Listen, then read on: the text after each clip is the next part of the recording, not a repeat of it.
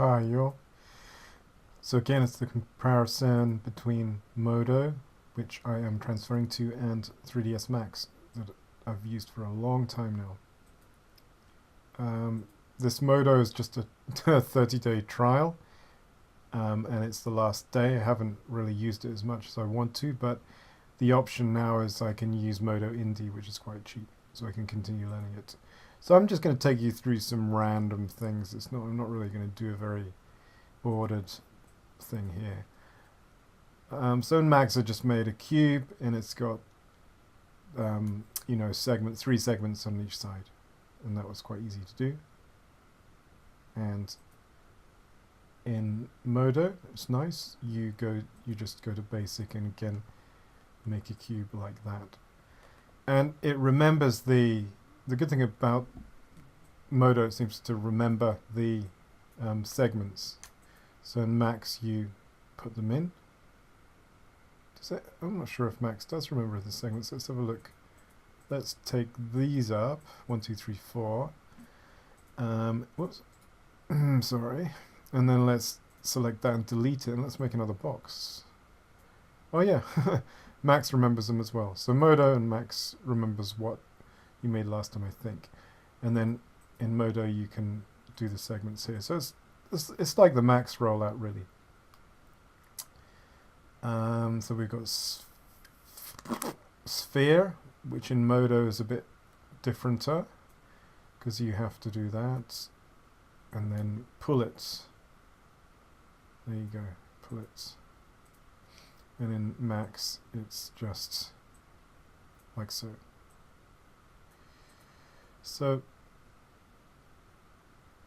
when you're making stuff, whoops, out of undos.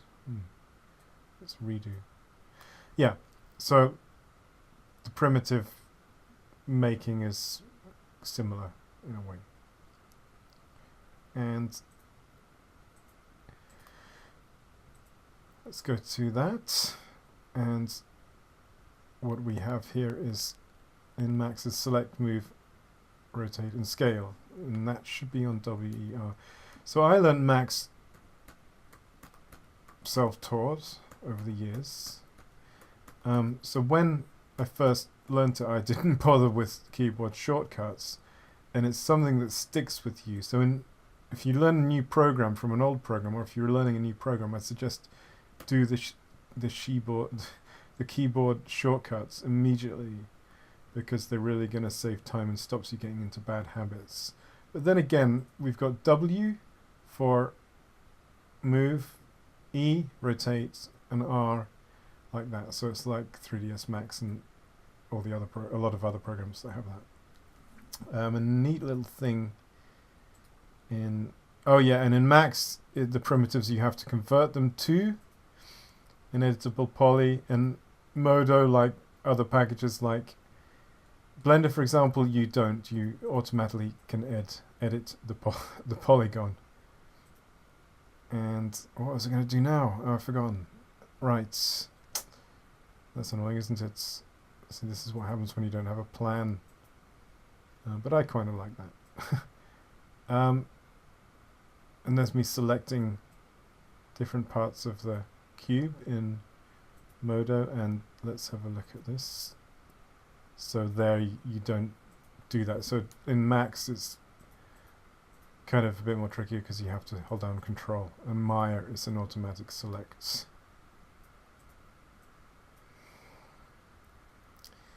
Let's do a simple select 3. This is one thing that I've run into, so by all means I'm not an expert in Modo, and if there's an expert watching this in Modo, please let me know. But in Max and other programs you can extrude quite easily on the normal. Yeah, so it's extruding on that plane that it's extruding from. To illustrate this in a better way, we can use a spheroid, select these parts and go to extrude, extrude, and that should, it automatically extrudes on the normal, meaning it extrudes in the direction that it is facing. And in Modo, I found it a bit tricky at this point in my learning skills. So we've got, yeah, you have to, is it there? Action center. That's right. No. Fall off. Symmetry. Yeah, action center. You have to go to, yes, down, way down here, local. And then you go to extrude. So the extrude function is not really what I like in, I don't like it in Modo. It's not even extruding. It's extrude. Okay, so click, and then you have to move it out. Hopefully yep, it's extruded. And then there's this really annoying thing for beginners in Modo that when you left click, you can't get out of what you've done, whereas in Max it's easy in other programs. So in Modo, apparently you press Q, it commits it. So it's kind of a commit. It's kind of neat, you get into that habit of doing that. Let's just do a sphere.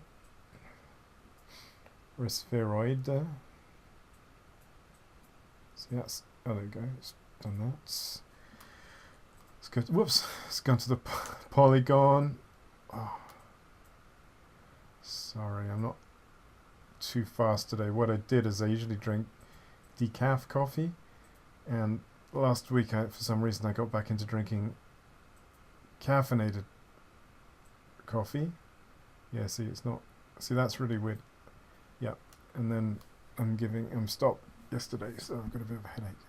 So that's in case, that's why I'm mixing up my words. I swear it's the coming off the caffeine, bad drug. Yeah, so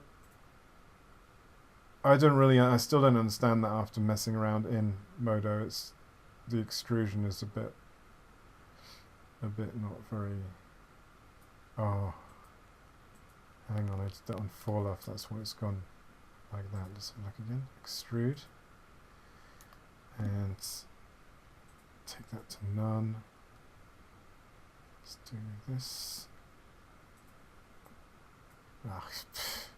I don't know. So extrude's not immediately the same as Max. I'm not going to say no, it's good. And we have a cool thing in Modo. The layers are quite a prominent part of the program, whereas in 3ds Max, layers are just hidden back on a pop-up box that, obviously you can put there, but I think layers have more of a prominence in Blender. And I did see in one of the tutorials I've been looking at, I'll put two really good tutorials. One's a paid for one, which I'm doing. It's cinematographic concept design. One learn squared. Is it learn squared? Yeah.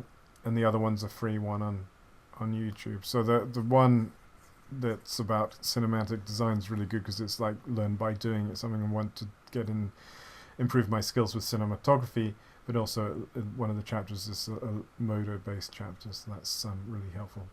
And the other one just goes through some of the functions, so that's an actually really good one. For some reason, if I'm pressing these buttons, they crash, so it could be something to do with my graphics card, a driver, so I'm not going to press these buttons. This has got something called Unreal Bridge. Let's click on that. Don't know what these buttons do, but obviously that's going to connect your models somehow to the real-time Unreal Engine, which is good. Especially things like VR now. VR is a really interesting thing I'd love to get into more. Materials, let's do that. Yep. So where are the materials? Don't know. Oh well. Oh, that could be the materials. Oh yeah, okay, we've got diffuse color. Yeah. And you can slide that. Can you slide it?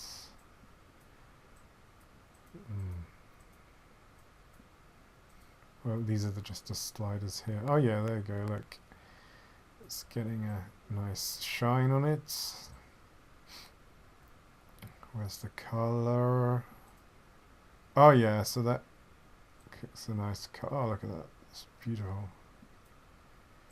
And in Max, you have the material editor, which you press M, and it comes up with a traditional one, or you can go. I used to always prefer the traditional one, or you can take it to the Slate editor there, which is node based. Yeah. But the material. Let's have a look. I don't really know if there's a box with pre-made materials and that sort of thing. As I say, I haven't had time to look at this all month. I've looked at this for a few days. Work plane. Oh, that's good. You can align work plane to selection. That's a nice effect. Symmetry. I saw the tutorial link down below is a really interesting thing where they either they mirror it. You can mirror the actual layer, which is really interesting. And they did a symmetry edit, so they made sort of this shape and then it did the same shape on the other side, which is obviously useful for industrial objects and stuff. There's a really good person on YouTube called Tor Flick, and he uses Modo. He does a lot of mech stuff.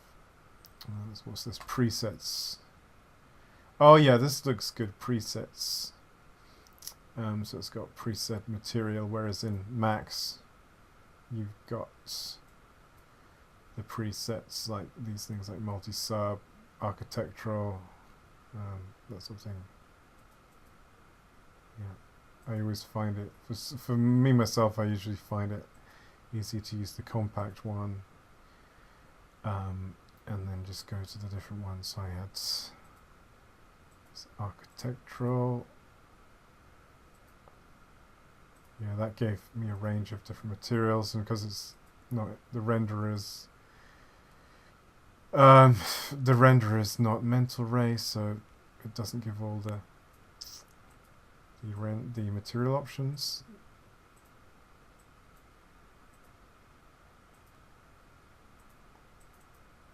And now we have more options. Yep.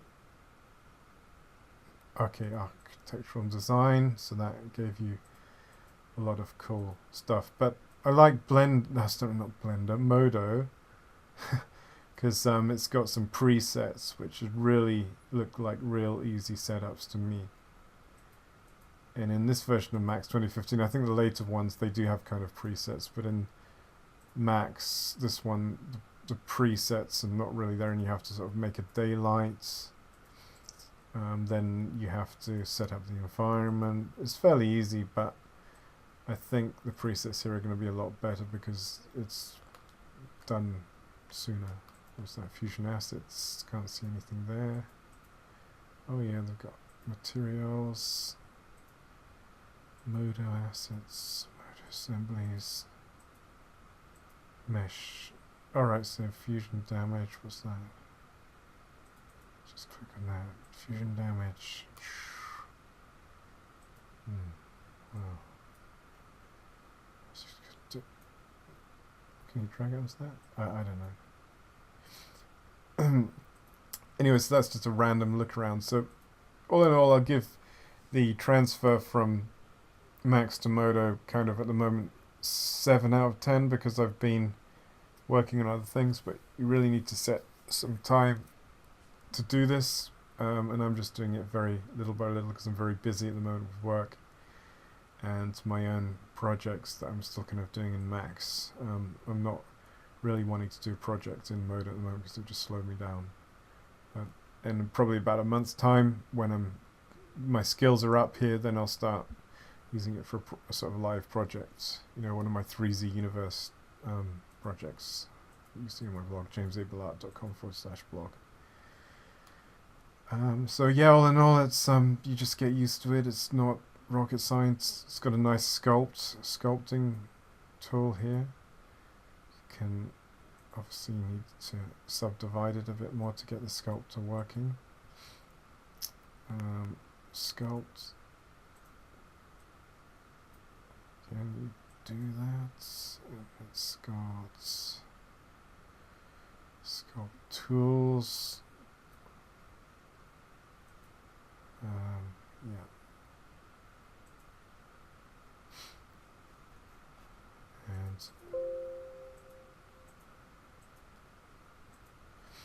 Yeah, I'll just start that again because I've messed it up.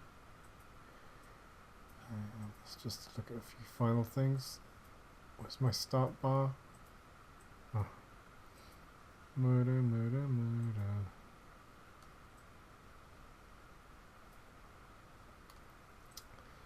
Yeah, so anyone that's wanting to come from Max to Modo, let me know, and I can give some tips and stuff. So as I say, I know Max pretty well. I mean, it's a good, solid program we've used for years, but the thing is, it's like £200 now, about that much or whatever, probably cheaper, but it's still quite a lot of money per month to use. And for me, that's just a bit too much because I'm all about trying to get something done with the least. Oh God, that's got people's emails on from a workshop. Get something done in the cheapest and the best way.